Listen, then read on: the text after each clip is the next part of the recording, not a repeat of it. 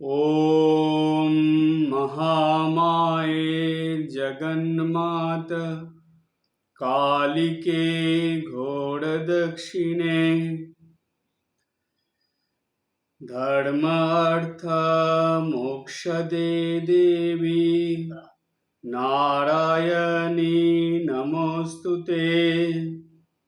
ॐ काली काली महाकाली कालिके पापहारिणी ज्ञान भक्ति मोक्षदे देवी नारायणी नमोस्तुते।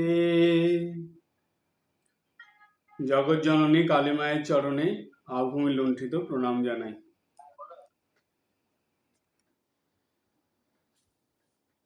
জগজ্জননী মায়ের যে আলোচনা, এই আলোচনা বেশ কয়েক মাস ধরে মাসে একদিন অর্থাৎ প্রতি মাসের প্রথম রবিবারে শ্রী শ্রী জগজ্জননী পাঠচক্র, যেটা দুর্গাপুর সিটি সেন্টারে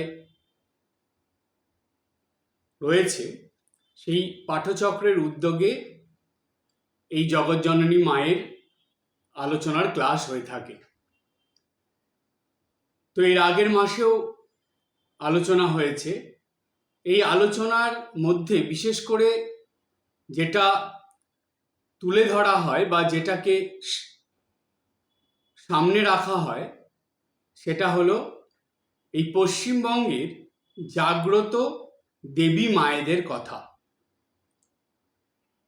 জগজ্জননী মায়ের বিভিন্ন রূপ, কালী রূপ, দুর্গা রূপ, আরও অনেক দেবীর রূপ আছে, চণ্ডী রূপ, নানা রকম রূপে মা আছেন জগজ্জননী মা, এবং বিভিন্ন জায়গায় তার নামও আলাদা আলাদা।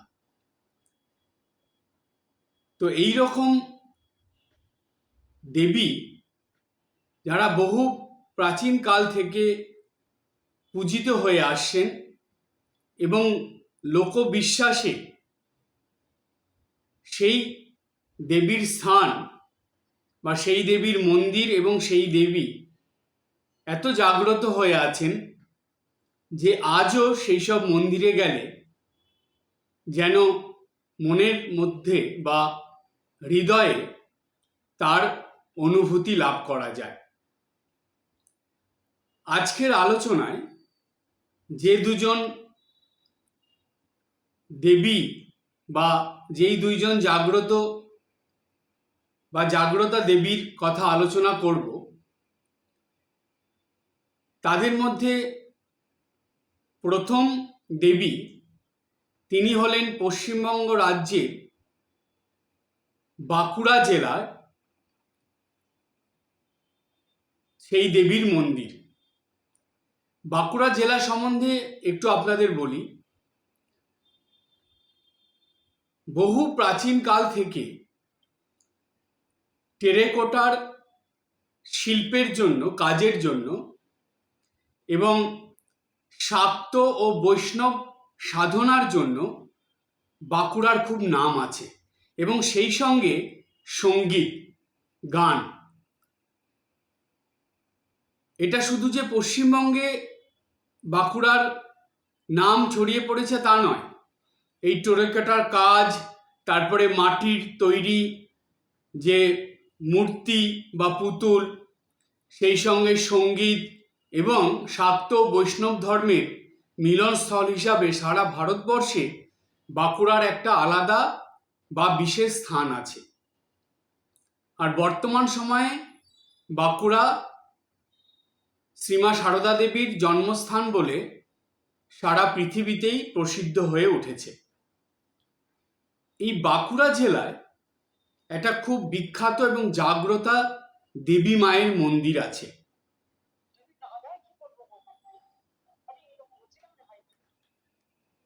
তো বিষ্ণুপুরে খুবই জাগ্রতা যেই দেবী, এই দেবীর মন্দিরটা একটা শক্তিপীঠ, খুব নামকরা পীঠস্থান বা শক্তিপীঠ।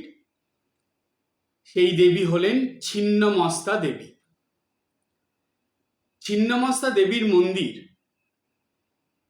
এই মন্দিরে অনেক ভক্তরাই গেছেন, দেখেছেন, দর্শন করেছেন, পূজা দিয়েছেন। এই মা ভীষণ জাগ্রতা মা। আর এই মন্দিরে একটা খুব দারুণ ইতিহাস আছে, যেটা অনেক ভক্ত মানুষের কাছেই অজানা। আজকে সেই মায়ের কথা আমরা সহজভাবে জেনে নেব। প্রথমে এই মন্দিরটা কোথায়, কিভাবে অবস্থানটা সেটা একটু জানি। বাঁকুড়া জেলার বিষ্ণুপুর শহরে দলমাদল রোডে এই মন্দির অবস্থিত। ছিন্নমস্তার মন্দিরটি আধুনিক কালে তৈরি হয়েছে, মানে মন্দিরের রূপটা এই কিছুদিন বা কিছু বছর আগে হয়েছে। পুরনো যে মন্দির ছিল সেটাকে সংস্কার করে নতুন মন্দির হয়েছে। আর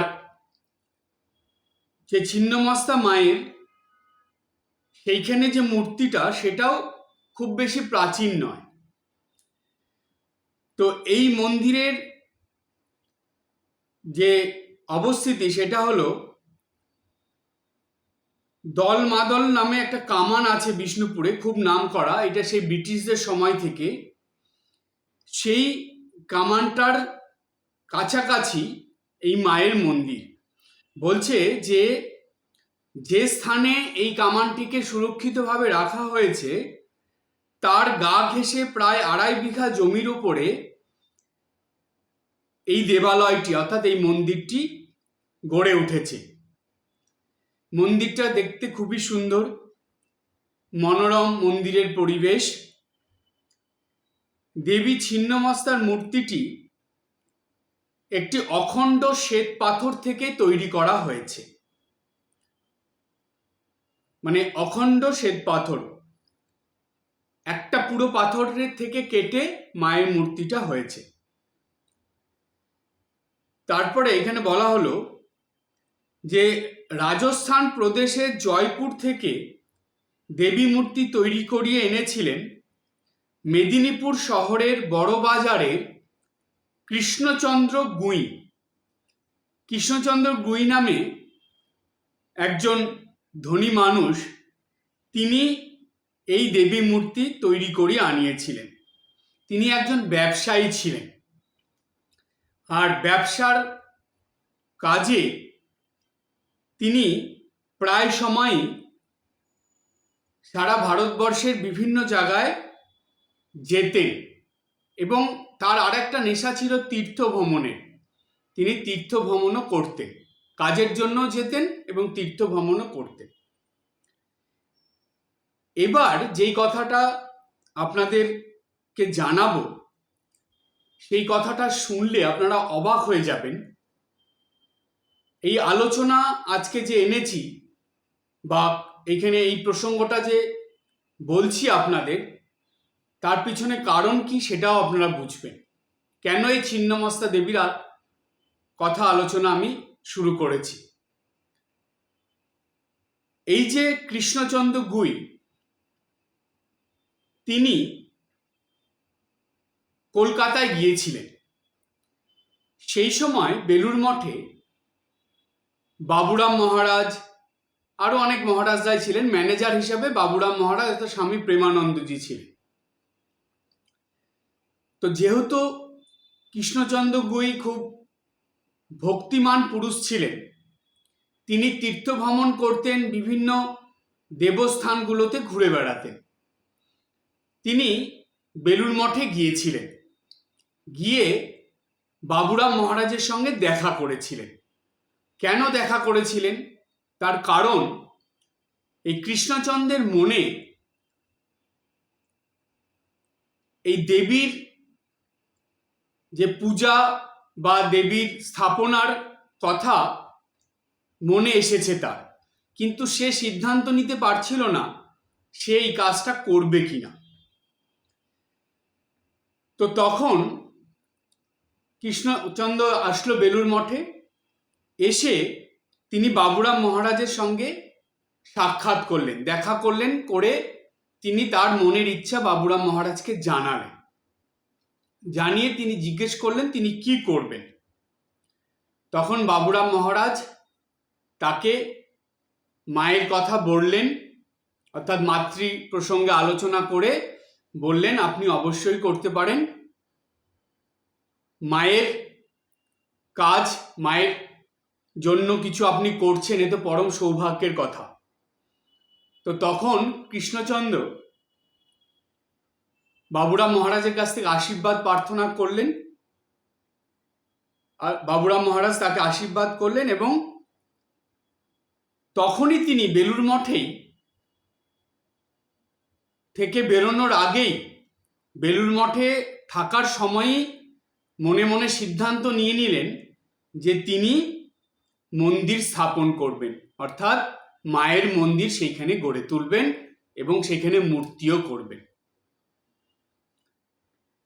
তারপরে তিনি কি করলেন, সেই সিদ্ধান্ত নিয়ে এসে গেলেন, এবার মন্দির স্থাপনা হবে, কিন্তু নানান কারণে সেই মন্দির নির্মাণের কার্য বিলম্ব ঘটছিল। এরপর 1349 বঙ্গাব্দে কৃষ্ণচন্দ্র কি করলেন, তার মেদিনীপুরের বাড়িতে দশ মহাবিদ্যার পূজা করতে বা পূজা করার জন্য আয়োজন করলেন এবং পূজা করার সিদ্ধান্ত নিয়ে তিনি কি করলেন, সাধক বামাখ্যাপার একজন শিষ্যা ছিলেন, তার নাম ছিল রাধারানী দেবী। তিনি ভৈরবী হয়েছিলেন, বামাখ্যাপার কাছ থেকে দীক্ষিত হয়ে ভৈরবী হয়েছিলেন। তো তাকে সবাই ভৈরবী মাতা বলতো, কেউ রাধারানী নামে ডাকতো না, সবাই তাকে ভৈরবী মাতা বলতো। তিনি সেই ভৈরবী মাতাকে নিয়ে এসেছিলেন দশ মহাবিদ্যার পূজার জন্য তার মেদিনীপুরের বাড়িতে। ভৈরবী মাতা এসে পূজা করলেন। দশ মহাবিদ্যার পূজার পরে ভৈরবী মাতা কৃষ্ণচন্দ্রের হাতে বামাখ্যাপার প্রদত্ত, অর্থাৎ বামাখ্যাপা একটা ত্রিশূল ব্যবহার করতেন। তিনি তো মায়ের সাধনা করতেন, তার কাছে একটা ত্রিশূল থাকতো, যেই ত্রিশূলটা তিনি ভৈরবী মাতাকে দিয়েছিলেন, অর্থাৎ রাধারানী দেবীকে দিয়েছিলেন। রাধারানী দেবী বা ভৈরবী মাতা সেই ত্রিশূলটা কৃষ্ণচন্দ্রর হাতে দিলেন, দিয়ে বললেন যে তুমি এইখানে, অর্থাৎ তিনি জায়গা বলে দিয়েছিলেন, নির্দেশ করে দিয়েছিলেন যে ওইখানে একটা ছিন্নমস্তার মন্দির স্থাপন করে ছিন্নমস্তা মায়ের পুজো করবে, আর সেইখানেই ত্রিশূলটা রাখবে। মায়ের মন্দিরে কিন্তু আজও সেই ত্রিশূলটা আছে। আপনারা যারা গেছেন একটু ভালো করে লক্ষ্য করলে দেখবেন, মায়ের যে ঘট, যেই ঘটে মায়ের পূজা হয়, সেই ঘটের পাশে কিন্তু এই ত্রিশূলটা রাখা আছে।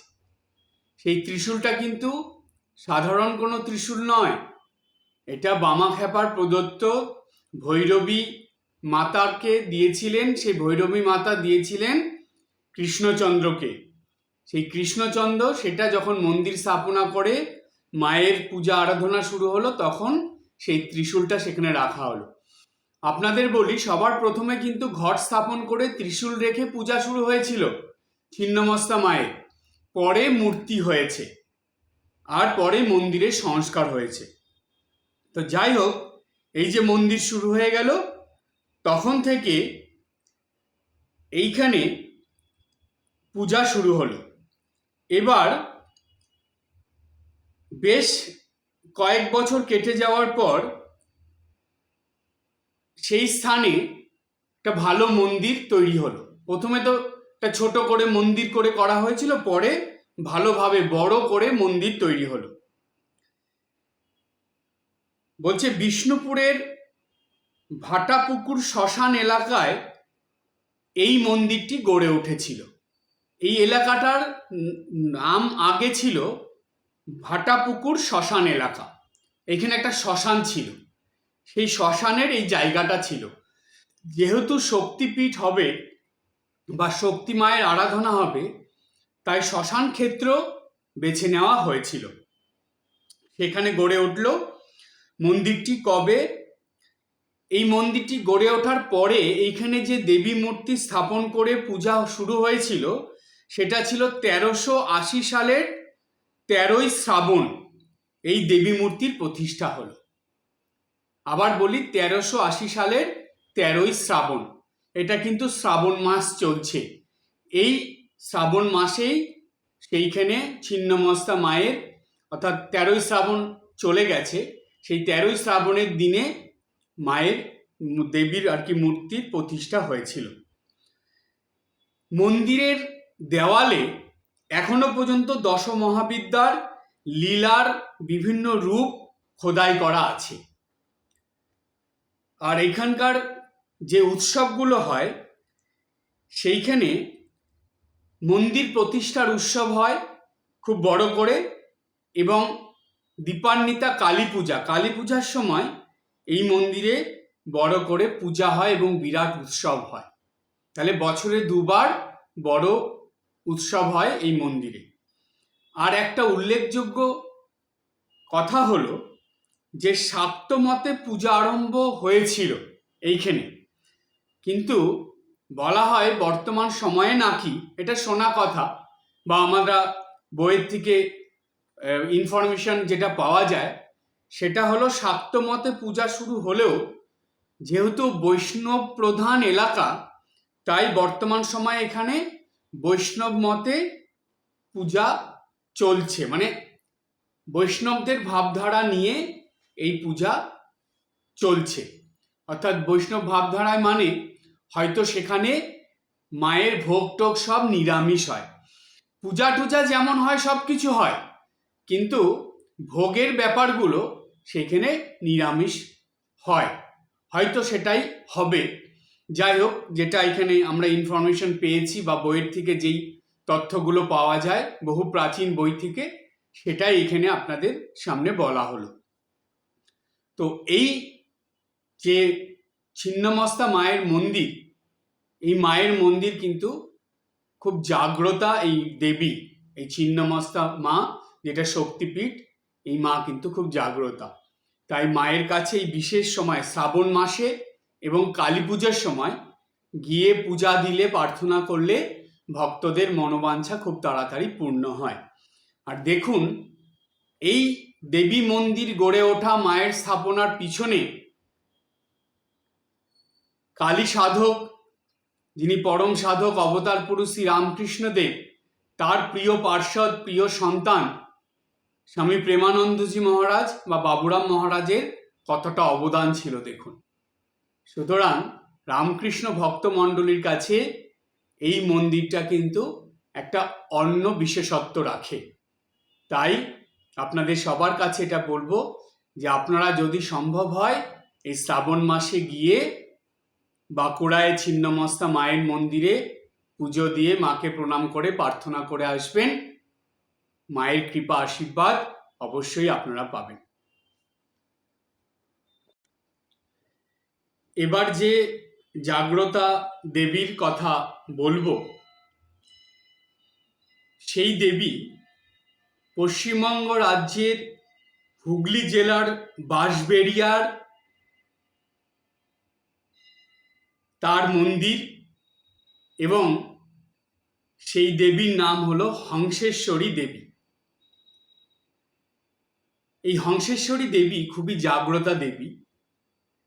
আর এই হংসেশ্বরী দেবীর যে মন্দির, দেবীর প্রতিষ্ঠা, এবং সেই সঙ্গে রামকৃষ্ণ মঠ মিশনের সঙ্গে তার যে একটা গভীর সম্পর্ক এই মন্দিরের, এই দেবীর, সেই প্রসঙ্গ এখন আলোচনার মধ্যে আনব। প্রথমে এই হংসেশ্বরী মায়ের মন্দির কিভাবে হলো এবং বাঁশবেড়িয়ায় ওইখানেই কেন হলো, এই সম্বন্ধে একটু আপনাদের জানাই। বলছে হুগলি জেলার বাঁশবেড়িয়ায় অষ্টাদশ ঊনবিংশ শতাব্দীতে সেখানকার দেববংশীয় রাজারা খুবই সমৃদ্ধশালী ছিলেন। আপনাদেরকে এটা জানিয়ে রাখি, বর্তমান সময়ে এই জায়গাটাকে বাঁশবেড়িয়া বলা হয়, কিন্তু অষ্টাদশ ঊনবিংশ শতাব্দীতে বা ওই সময় যখন নাকি এই মন্দিরের গড়ে ওঠার সময়টা, সেই সময় এই জায়গাটার নাম ছিল বংশবাটি, সেখান থেকে বাঁশবেড়িয়া হয়েছে। যাই হোক, তো সেইখানে যে রাজারা ছিলেন, দেববংশীয় রাজারা, তো আজও কিন্তু সেইখানে ধ্বংসপ্রায় বিরাট অট্টালিকা দেখা যায়। ওই বংশের একজন খুব বিখ্যাত বা নামকরা রাজা ছিলেন, তার নাম ছিল নৃসিংহদেব। নৃসিংহদেব তিনি খুব পরাক্রমশালী রাজা ছিলেন, সেই সঙ্গে তিনি তন্ত্র সাধক ছিলেন, মানে তন্ত্রের সাধনা করতেন। স্বাভাবিকভাবে তন্ত্র সাধক যারা, তারা কালী মায়েরই সাধক হন, সাধনা করেন।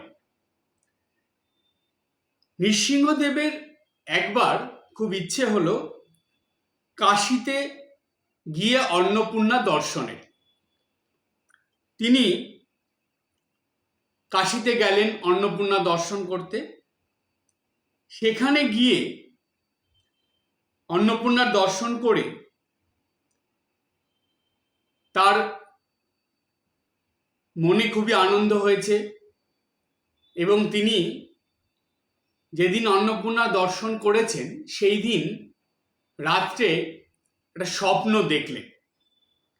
কি স্বপ্ন? তিনি স্বপ্ন দেখলেন যে তার আরাধ্যা দেবী মা, অর্থাৎ যেই দেবী মার তিনি আরাধনা করেন, তিনি তো তন্ত্র সাধনা করতেন, তাই যেই দেবী মায়ের তিনি আরাধনা করতেন, সেই দেবী মা স্বপ্নে এসে তাকে বলছেন, অর্থাৎ নৃসিংহদেবকে বলছেন যে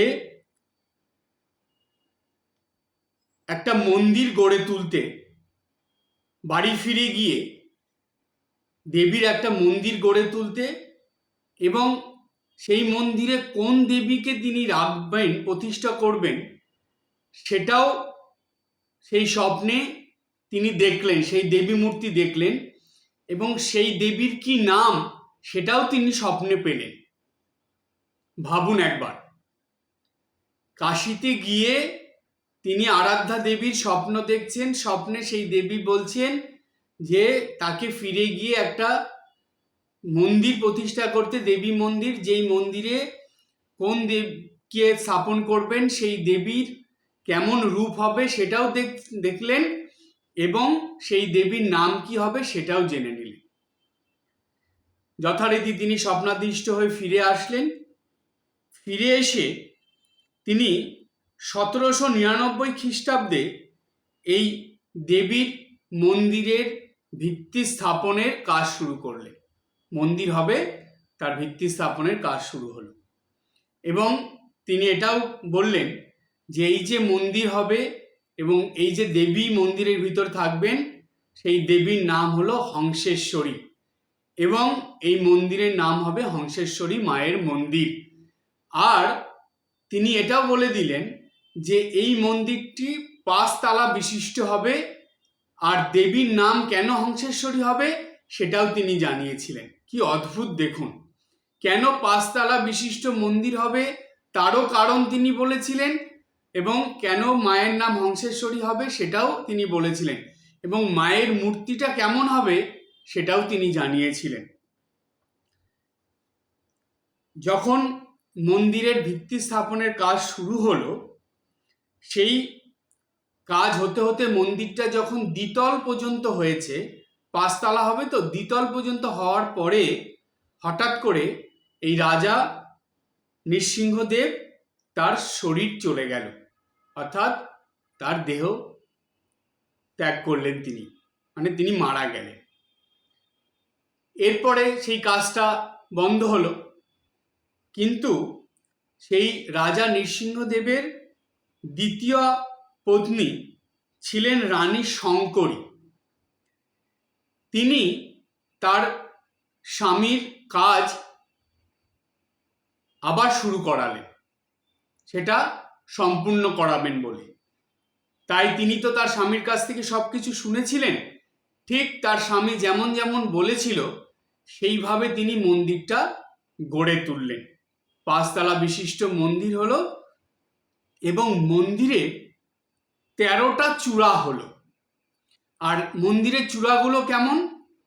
যেমন পদ্ম ফুল ফোটার আগে পদ্ম ফুলের কুঁড়ি যেমন থাকে, পদ্ম ফুলটা প্রস্ফুটিত হওয়ার আগে যেমন দেখায়, ঠিক সেই রকম ভাবে হবে, সেটাও নির্দেশিত ছিল, ঠিক সেইভাবেই করা হয়েছে। আপনারা যারা যারা হংসেশ্বরী মায়ের মন্দিরে গেছেন, দেখেছেন, সবাই তো মাকে দেখে প্রণাম করে চলে আসেন, আবার ছবি টবি তোলেন, কিন্তু কেউ অত ভালো করে লক্ষ্য করেন না। একটু ভালো করে লক্ষ্য করবেন, এই মন্দিরের চূড়াগুলো পদ্ম ফুলের কুঁড়ির মতন এবং 13টা চূড়া আছে। মাঝেরটা সব থেকে উঁচু। সব থেকে উঁচু মানে কত ফুট? প্রায় 70 ফুট উঁচু এটা। এবার বলছে যে এই মন্দিরে যে মায়ের স্থাপনা হলো, বলছে এই মন্দিরটা দ্বিতীয় তলের পরের থেকে যখন আবার কাজ শুরু হলো, সেটা 1814 খ্রিস্টাব্দে আবার নির্মাণ কাজ শুরু হয়েছিল। অর্থাৎ সেই রানী শঙ্করী শুরু করিয়েছিলেন। করে করে বিগ্রহ প্রতিষ্ঠার যখন সময় হলো, মন্দির নির্মাণ কার্য যখন শেষ হলো, সেই সময়ে আপনারা ভাবুন আজ থেকে কত বছর আগে, সেই সময় এই মন্দিরটা সম্পূর্ণ করতে 5 লক্ষ টাকা ব্যয় হয়েছিল। ভাবতে পারেন, সেই সময়ে 5 লক্ষ টাকা। এবার যখন এই মন্দিরে মায়ের প্রতিষ্ঠা হবে, সেই প্রতিষ্ঠার দিনে, সেই প্রতিষ্ঠা উপলক্ষে বিরাট আয়োজন হয়েছিল। তখন ভারতবর্ষের বিভিন্ন স্থান থেকে বিখ্যাত সব পণ্ডিতদের, জ্ঞানীগুণী মানুষদের এইখানে আমন্ত্রণ করে আনা হয়েছিল, তারা সবাই এসেছিলেন। এবার এখানে বলা হচ্ছে যে রাজা নৃসিংহদেবের এই তান্ত্রিক সাধনার যে প্রত্যক্ষ রূপ, সেটা হংসেশ্বরী মায়ের মন্দির দেখলেই বোঝা যায়, এবং বিশেষ করে বোঝা যায় মায়ের মূর্তিটা দেখলে। প্রথমে বলি, এই মন্দিরটা 5 তল বিশিষ্ট কেন? কারণ মানব শরীরে 5টি নাড়ি আছে। এই নাড়ির সাহায্যে মানুষের জীবন ধারণ চলে।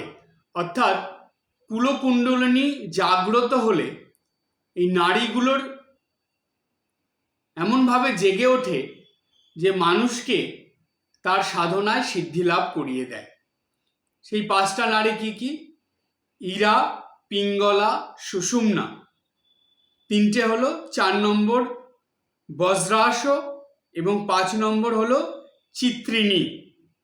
যেহেতু 5টা নারী সমন্বয়ে কুলকুণ্ডলী জাগরিত হয়, তাই এই কথা ভেবে তন্ত্র সাধনায় তো কুলকুণ্ডলিনীকে জাগরিত করতে হয়, এই 5টা নারীকে জাগিয়ে তুলতে হয় শরীরে সাধনার দ্বারা।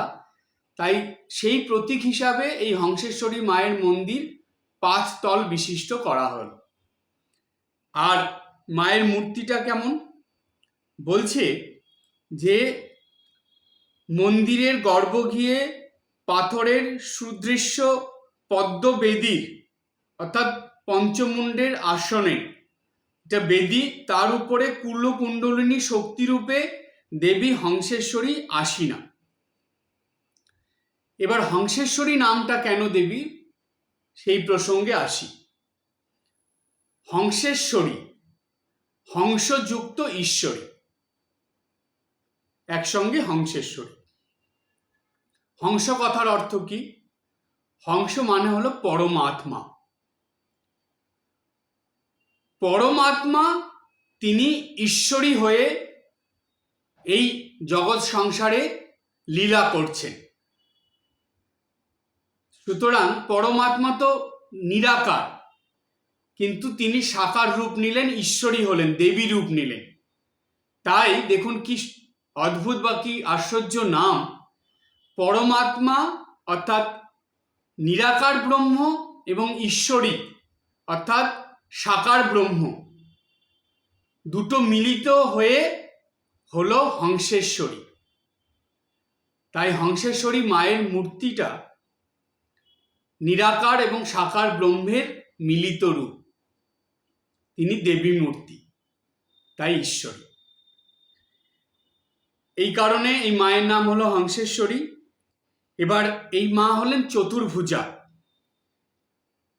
আর মূর্তিটা কেমন অদ্ভুত, সেই বেদিতে শিব শায়িত অবস্থায় আছেন, শিবের নাভি থেকে পদ্মের একটা বোটা, যেমন ডাটি বলে না, সেই বোটা বেরিয়েছে, সেই ডাট বেরিয়েছে নাভির থেকে, তার উপরে পদ্মফুল, সেই পদ্মফুলের উপরে বসে আছেন দেবী হংসেশ্বরী। এবং দেবীর পদ্মের উপরে বাম হাঁটু মুড়ে বসে আছেন, বাম পাটা এরকম মোড়া পদ্মের উপরে রেখেছেন, এবং ডান পাটা তিনি শিবের বুকের উপরে রেখেছেন, তার ডান পা। খুব সুন্দর মূর্তিটা, আপনারা যারা দেখেছেন জানেন। কিন্তু এই মূর্তিটা কি অদ্ভুত দেখুন, আমি যখন প্রথম দেখি তখন একভাবে দেখছিলাম, ভাবছিলাম যে এই মূর্তিটা এরকম কেন, এর যে ইতিহাস সেটা তখন চিন্তা করছিলাম, যে কি দারুণভাবে এর মধ্যে যে দেবীর এই ভাবটা ফুটিয়ে তোলা হয়েছে, যে তন্ত্র সাধনার যে দেবী, সেই দেবীরই ভাব এইখানে। সুতরাং তন্ত্র সাধনার দেবী হলেন দক্ষিণা কালী। দক্ষিণা কালী আমরা কাকে বলি? যেই কালী মায়ের দক্ষিণ পা অর্থাৎ ডান পাটা শিবের বুকের উপরে থাকে। দেখুন এই মায়ের ডান পাটা শিবের বুকের উপরে রয়েছে। তাই জানেন হংসেশ্বরী মায়ের পূজা কিভাবে হয়? দক্ষিণা কালীর মন্ত্র ধ্যানের দ্বারা এই হংসেশ্বরী মায়ের পূজা হয়। কি অদ্ভুত মেলবন্ধন দেখুন। এই মায়ের গায়ের রংটাও অদ্ভুত, নীল। হংসেশ্বরী দেবীর গাত্রবর্ণ নীল। আর এই মায়ের মূর্তিটি কি দিয়ে তৈরি জানেন? এটা আরো আশ্চর্যের। এটা কিন্তু কোনো পাথরের বা মাটির মূর্তি নয়। মায়ের মূর্তিটা তৈরি হলো দারু ব্রহ্ম দিয়ে, অর্থাৎ নিম কাঠ দিয়ে তৈরি। মায়ের মূর্তি নিম কাঠ দিয়ে তৈরি হয়েছে। আর এই মায়ের মূর্তিও 12 বছর পর পর নতুন করে মায়ের মূর্তি গড়ে দেওয়া হয়, আর নীল রঙে মানে রাঙিয়ে দিয়ে তারপরে মাকে এখানে আবার বসিয়ে পুজো করা হয়। তাই বলা হচ্ছে যে দেবীর গাত্রবর্ণ নীল, আর মূর্তিটি হলো দারু ব্রহ্মের অর্থাৎ নিম কাঠের। এবার বলছে দেবী বস্ত্র পরিহিতা, তার ঊর্ধ্বে হলো বাম কর, সেখানে অসি আছে, অধ হলো বাম করে আছে নির্মুণ্ড, আর দক্ষিণ কর দুটিতে আছে যথাক্রমে বড় ও অভয় মুদ্রা। এরপরে বলা হলো যে এই হংসেশ্বরী দেবীর এখানে নিত্য পূজা হয়। আগে এখানে ছাগ বলি হতো, কিন্তু এখন সেখানে বলি বন্ধ হয়ে গেছে, সেখানে আর বলি হয় না, কিন্তু দেবীর নিত্য পূজা এখনো হয়। আর এই দেবী খুবই জাগ্রতা দেবী। কেন? লোককাহিনী বা লোককথা এটা তো আছেই, তার সঙ্গে আর একটা ঘটনা আছে। মহাপুরুষ মহারাজ স্বামী শিবানন্দজি মহারাজ, যিনি আমাদের বেলুড় মঠের ছিলেন দ্বিতীয় সংঘগুরু। মহাপুরুষ মহারাজ যতদিন জীবিত ছিলেন তিনি প্রতি অমাবস্যাতে এই হংসেশ্বরী মায়ের মন্দিরে পূজা পাঠাতেন। হংসেশ্বরী মায়ের মন্দিরে পূজা হওয়ার পরে সেই পূজার ফুল বেলপাতা যখন মহারাজের কাছে গিয়ে পৌঁছতো, মহারাজ তখন সেই ফুল বেলপাতা কপালে বুকে ঠেকিয়ে মায়ের কাছে প্রার্থনা করে তারপরে কিছু আহার করতেন।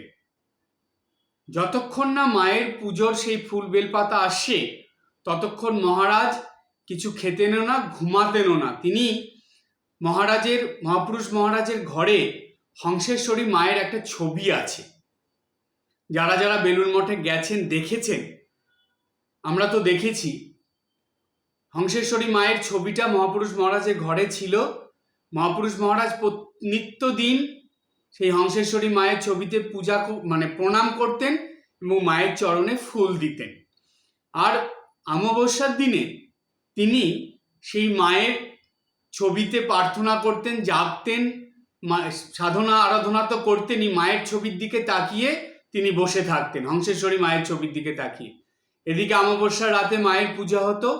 পূজার শেষে যখন মহারাজের কাছে ফুল বেলপাতা প্রসাদ পৌঁছতো তখন মহারাজ সেই ফুল বেলপাতা কপালে বুকে ঠেকিয়ে মাকে প্রণাম জানিয়ে তারপরে মায়ের প্রসাদ মুখে দিতেন। এতটা নিষ্ঠা, ভক্তি, ভালোবাসা, বিশ্বাস মহাপুরুষ মহারাজের অর্থাৎ শিবানন্দজি মহারাজের ছিল এই হংসেশ্বরী মায়ের উপরে। সেই তখন থেকে এখনো পর্যন্ত কিন্তু সেটা চলছে। আর বেলুড় মঠের এরকম খুব কম মহারাজরাই আছেন যারা অন্তত একবার হলেও হংসেশ্বরী মায়ের কাছে যাননি।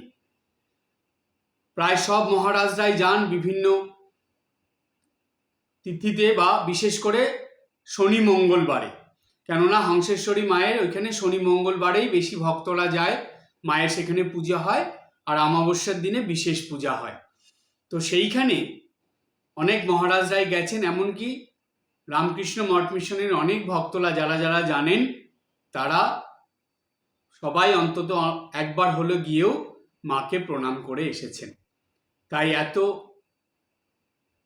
জাগ্রতা যে দেবী হংসেশ্বরী দেবী, সেই দেবীর কাছে আপনারা অবশ্যই যাবেন শনিবার বা মঙ্গলবার করে এবং মায়ের কাছে গিয়ে প্রার্থনা করে পূজা দিয়ে আসবেন। জানবেন এই দেবী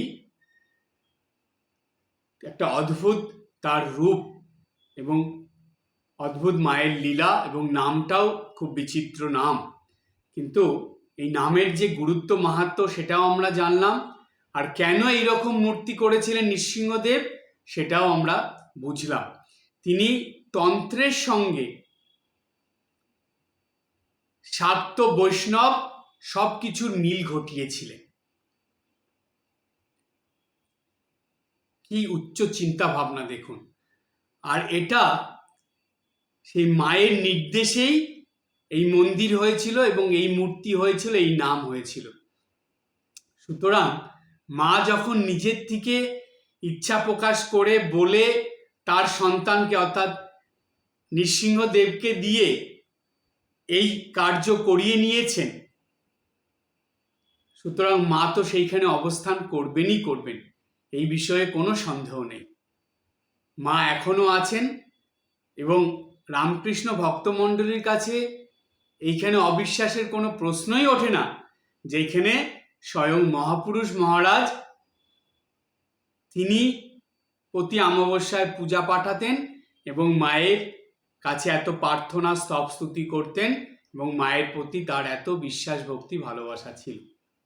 সুতরাং এই সদা জাগ্রতা দুজন দেবীর মায়ের কথা আমরা আজকে এই অনুধ্যানের মধ্যে দিয়ে জানলাম। একজন দেবী হলেন বাঁকুড়া জেলার ছিন্নমস্তা দেবী, আর একজন হুগলি জেলার হংসেশ্বরী দেবী। আপনারা যখনই বাঁকুড়ায় যাবেন বা কলকাতায় যাবেন অবশ্যই এই দুজন জাগ্রতা দেবীকে প্রণাম করে পূজা দিয়ে আসবেন। আজকে এই পর্যন্ত। সবাই ভালো থাকবেন, হাসি খুশি আনন্দে থাকবেন। ওম শান্তি শান্তি শান্তি। হরিঃ ওম তৎসৎ। শ্রীরামকৃষ্ণার্পণমস্তু।